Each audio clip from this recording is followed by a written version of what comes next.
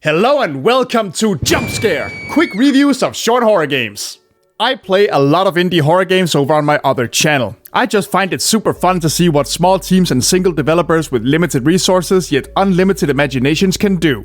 And today we're looking at the latest in a long line of games that harkens back to the golden age of Resident Evil and Silent Hill, but still manages to do something that's all its own.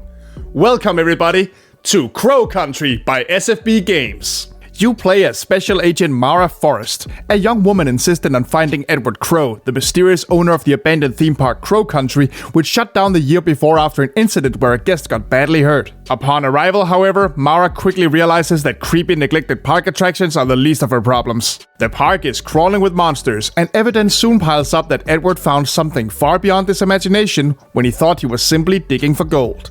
It's simple, it's to the point, it gets you to the game's primary location right away, it gives you just enough information to make you curious, but not enough to let you guess where the story's gonna go. I love everything about this. At first glance, the gameplay will look familiar to anyone who has played any of the classic horror games of the PS1 era, or the games that followed. But it's not actually as much of a straight copy as you might expect. For one, you have free roam of your camera, the game is a bit more top-down, and you have the option to turn off the tank controls that some players tend to find frustrating. But aside from that, it's as classic survival horror as it gets. It's just you against the monsters, armed with only whatever weapons you find, your surroundings, and the items you pick up along the way. And my god, the surroundings are really what makes the game great. There are plenty of games that take place in abandoned amusement parks, and for good reason. Corrupting something we think of as happy, innocent, and pure is always a good recipe for horror after all. But the park in Crow Country isn't your enemy. You're not gonna be chased by evil mascots, and there's no wicked experiments being done on kids or anything like that. The park is exactly what it appears to be. A whimsical local theme park that feels fully believable as a fun place to take the family. Once upon a time, before its fall from grace, that is. Even when you don't have monsters, traps, or puzzles to deal with, the oppressive atmosphere of this place that used to spark joy just hangs thick in the air. Seriously, you will very often find yourself thinking, hey, I would have loved this place as a kid, only to then immediately go, nope, nope, nope, get me out. And it makes for an amazing balancing act.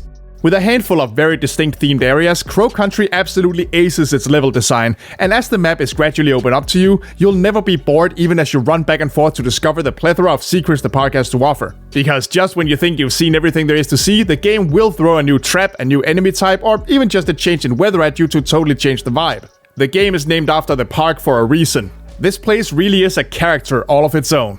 Which is good, because if Crow Country has one main failing as a survival horror game, it's that the combat isn't particularly intense or scary.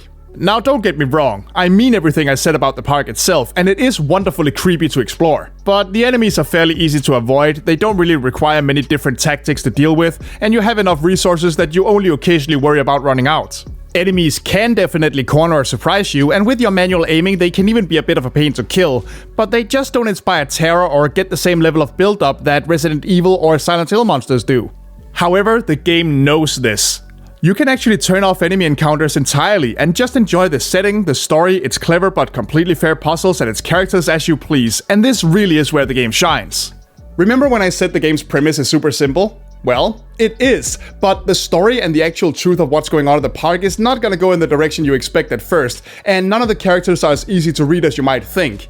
Now, I'm not gonna spoil any details here. You really should just play the game and connect the dots yourself. Now, I could certainly bring up some nitpicks if I wanted.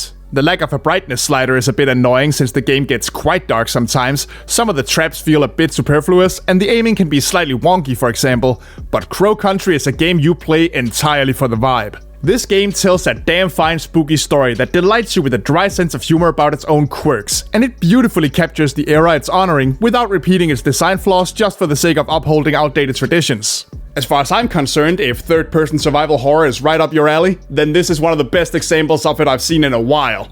Assuming you go digging for every secret you can and you don't just dash madly to the finish line, Crow Country easily offers you about 5 to 6 hours of gameplay. And I don't know about you, but I consider that a steal for its asking price of a mere $20 or so. With Crow Country, SFB Games have given us something that is simultaneously nostalgic and unique, and it is a great time overall. I can't recommend this game enough, and by God, I hope they make more like it. And that's it for this episode of JUMPSCARE. If you'd like to see me actually play the game, you can find a link in the description below, or you can just click the card in the corner. Don't forget to leave a comment, click the like button, and subscribe so you can come back in the future for more short spooks. I'll see you there, folks, and bye bye.